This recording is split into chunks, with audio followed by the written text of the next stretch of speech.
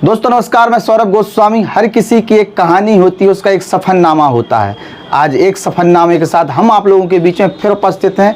BK सरदार जी हमारे साथ हैं, परिचय के मोहताज नहीं है। ललितपुर 50 साल का हो गया है। क्या क्या ललितपुर में बदला है और उन्होंने अपने जीवन में वे कौन सी उपलब्धियां प्राप्त की हैं, जिनको लेकर लोग अब इनकी चर्चा करते हैं कि समाज सेवी, धार्मिक तमाम बातें होती हैं, इनसे चर्चा करते हैं। सर स्वागत है। ललितपुर को हमने 30 साल पहले उस स्थिति में देखा है जहां 30 किलोमीटर जाने के लिए 2 घंटे का सफ़र तय करना पड़ता था, जो कि आज 20 से 25 मिनट में वो सफ़र तय हो रहा है। कई ग्रामीण सड़कें ऐसी हैं जहां 2-2 दिन तक गांव का आवागमन बंद रहता था। प्रतिदिन की सेवाओं से वंचित हो जाते थे ग्रामीण। वो आज देख रहे हैं 20 से 25 मिनट में उन ग्रामों तक आवागमन चालू रहता है। अच्छा, ललितपुर की चूंकि आपने कहा एक बता दिया, ललितपुर जैसे आप 30-40 साल के बीच की बात करें तो ललितपुर में पहले ऐसी कौन कौन सी चीज़ें थी जो आज नहीं है, या आज जो चीज़ें होंगी वो पहले नहीं थी? पहले मार्ग जो थे बहुत ही दयनीय स्थिति में थे। आज मार्गों की स्थिति बहुत ही अच्छी स्थिति हो गई है, जिससे खेती में किसानों को आवागमन में काफ़ी सुविधाएं हो गई हैं। मंडी जो है एक बहुत विशाल रूप ले लिया है गल्ला मंडी ने ललितपुर की, जो कि नहरों की वजह से हमें फसल की उपज वो भी बड़ी होगी। उत्तर प्रदेश में सबसे ज़्यादा ललितपुर जिला एक ऐसा है जिसमें सबसे ज़्यादा बांध बने हुए हैं, जो भी एक ललितपुर जनपद की एक बहुत बड़ी उपलब्धि है, पहचान है एक प्रकार से। अच्छा, चूँकि आपकी शिक्षा दीक्षा कहाँ हुई, कैसे? हमारी शिक्षा ललितपुर जनपद में ही हुई है। प्रारंभ से नेहरू डिग्री कॉलेज से हमने बीए फाइनल किया। बुंदेलखंड डिग्री कॉलेज से आपका LLB किया हुआ है। अच्छा, आपके दोस्त उस समय हमारे दोस्त क्लासमेट जो हैं, बाबूलाल तिवारी इस समय MLC हैं। भानु प्रताप वर्मा हमारे रूम पार्टनर जो अभी समय केंद्रीय मंत्री हैं। स्वतंत्र देव सिंह हमारे रूम पार्टनर, हमारे साथ पढ़ने वाले इस समय सिंचाई मंत्री हैं। उस समय हम विद्यार्थी परिषद का, हम लोग एक साथ सब लोग विद्यार्थी परिषद का काम देखते थे, और बुंदेलखंड में हर वर्ष विद्यार्थी परिषद का प्रत्याशी विजयी कराते थे। उस समय हम लोग काफ़ी मेहनत करके विद्यार्थी परिषद का काम खड़ा किया था। कोई उस टाइम का कोई कहानी ऐसा जो बड़ा विवाद हो गया हो, प्रदर्शन किया हो आप लोगों ने? कई प्रकार के संघर्ष किए हैं। युवा मोर्चा के माध्यम से कई संघर्ष किए हम लोगों ने।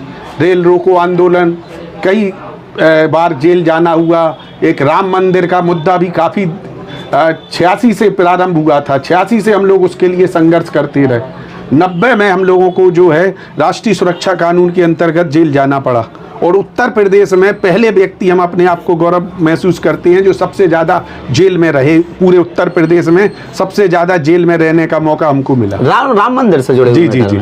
अच्छा जी जी। अच्छा, चूंकि दोस्ती यारी की बात हो गई, शादी कहाँ हुई आपकी? शादी हमारी झांसी में। लव मैरिज थी? नहीं, अरेंज मैरिज। जी जी। बच्चे हमारे 3 हैं।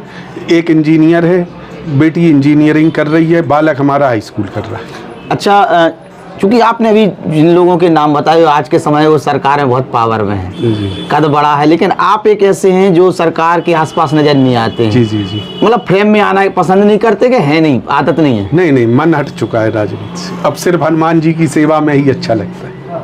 ललितपुर में चूंकि वही हम पूछा जाए कि धार्मिकता में आप कैसे आ गए? सरकार अचानक परिवर्तन हो गया, मन राजनीति से छोड़ के हनुमान जी की तरफ पहुंच गया और तुरंत सरकार के चरणों में पहुंच गया। और प्रभु से यही इच्छा है कि अंतिम समय तक हमें अपने चरणों में रखें। भाई साहब, चूंकि और राजनीति में हमारी कोई विशेष, चूंकि हम ये देखते हैं ललितपुर के कल्चर वाले तमाम क्षेत्र की यही बात होती है कि जो धार्मिक कार्यक्रम कराने लगे, कथा करा दे, भागवतें करा दे और हर कार्यक्रम में उपस्थित रहे, तो लोग कहने लगते भाई चुनाव आगा। ऐसा लोग हमारे बारे में भी पहले मानसिकता बनाए थे, लेकिन 2 बार से नगर पालिका की सामान्य सीट के बाद उनने तय कर लिया कि अब इनको चुनाव नहीं लड़ना। मतलब आप मैदान में आई नहीं। हर बार नाम तो जोड़ा दिए। हमारा कभी भी मन नहीं हुआ चुनाव लड़ने का। राम मंदिर जिस आंदोलन में आप जेल गए, वो राम मंदिर बन के तैयार है, भगवान विराजमान। 2000 में हम भारतीय जनता पार्टी के प्रांतीय परिषद के सदस्य थे। उसके बाद राजनीति से मेरा मन हट गया। इसके पहले मैं युवा मोर्चा का जिला अध्यक्ष रहा। विद्यार्थी परिषद का मैंने काम शुरू किया। 86 में विद्यार्थी परिषद की शुरुआत ललितपुर में की। बुंदेलखंड डिग्री कॉलेज का अध्यक्ष बाबूलाल तिवारी, ललितपुर के प्रयास से ही ललितपुर के पूरे वोट एक साथ विद्यार्थी परिषद के बैनर पर बाबूलाल तिवारी को डले थे। उसी कारण बाबूलाल तिवारी 2 बार हारने के बाद अध्यक्ष बनी थी।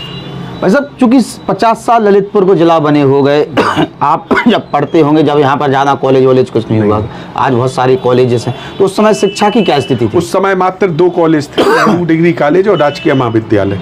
नेहरू डिग्री कॉलेज की कुल संख्या उस समय 310 थी, और जबकि राजकीय महाविद्यालय की संख्या 150 थी। एडमिशन कराने में बहुत दिक्कत होती है?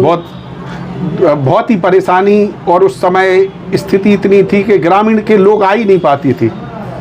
मतलब ग्रामीण में अगर जो हायर एजुकेशन की कमी दिख रही, तो वो इसीलिए कि विद्यालय नहीं थे?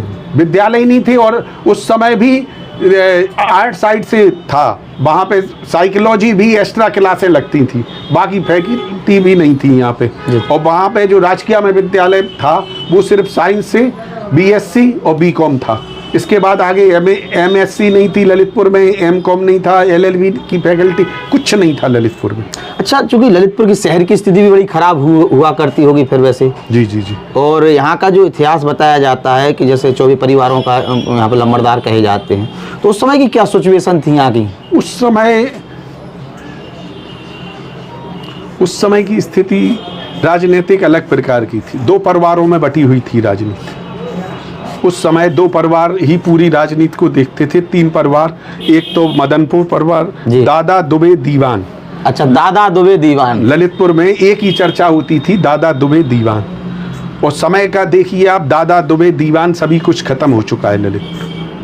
अब तो जो है कि जनता जी को चुन के वोट दे रही है। समय लोकतंत्र पूरी तरीके से स्थापित हो चुका है ललितपुर में, वो समय भी खत्म हो चुका है ललितपुर। क्या क्या बदल गया? अब क्या क्या है ललितपुर में, या कहने को बताने के लिए? अब ललितपुर में शांति जो है पूरे उत्तर प्रदेश में एक उदाहरण है कि ललितपुर में एक स्थान है सदनसा बाबा का, जहाँ प्रत्येक समाज का, प्रत्येक जात का व्यक्ति आपको मिलेगा, लगेगा कि भाईचारा बिल्कुल अमन में है, लगेगा कि उत्तर प्रदेश का एक अलग से जिला है, जिसको देखने के बाद आदमी स्वयं में अपने आप में गौरव विश्वास करता है कि हम गौरवपूर्ण हैं कि हम ललितपुर में पैदा हुए। वैसे पर्यटन के क्षेत्र की अगर हम बात करते हैं, क्योंकि ललितपुर में पर्यटन को लेकर अपार संभावना है। जी जी। बार बार यही आता, हम 7-8 साल से सुना है कि अपार संभावना है, लेकिन पर्यटन के लिए जो काम होना चाहिए वो हो नहीं पा। पर्यटन का काम ना होने का कारण यहाँ की जनप्रतिनिधि जो है उनका प्रमुख कारण है उदासीनता उनकी जो है बहुत ज़्यादा। यहाँ के जितने भी जनप्रतिनिधि अभी तक आए हैं, जब से हम राजनीति में हुए हैं, तब से हमें कोई भी ऐसा जनप्रतिनिधि नहीं मिला कि पर्यटन के क्षेत्र में उसने काम किया। क्योंकि पर्यटन से रोजगार जनरेट हो सकता है, व्यापारिक तौर पे भी बाहरी लोग आएंगे, उससे ललितपुर का विकास होगा।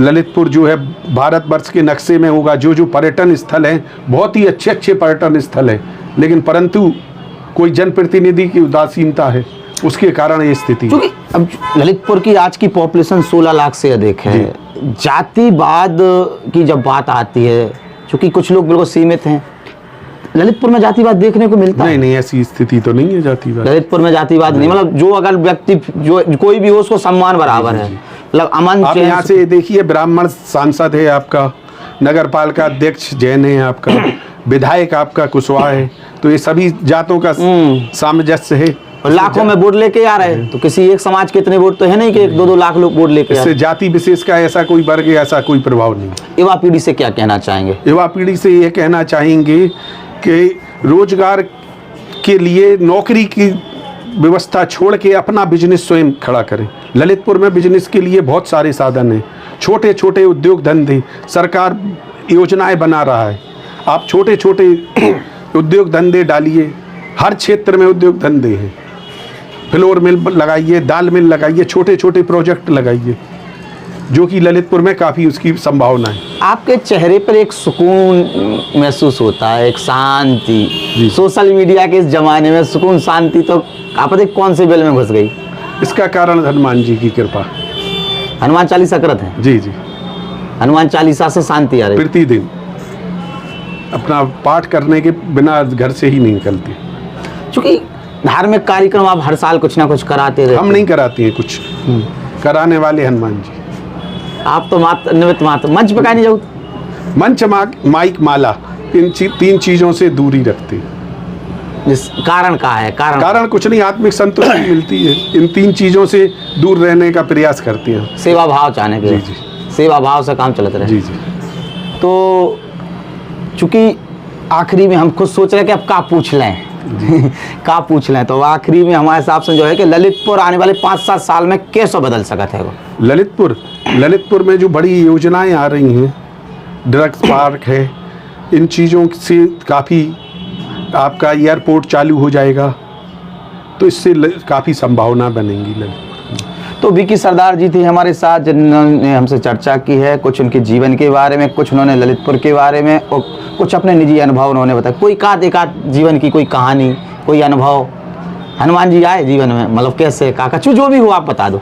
हनुमान जी तो आते ही रहते हैं, हनुमान जी के बिना तो कुछ हो ही नहीं रहा, सब कुछ उन्हीं से हो रहा है। धन्यवाद।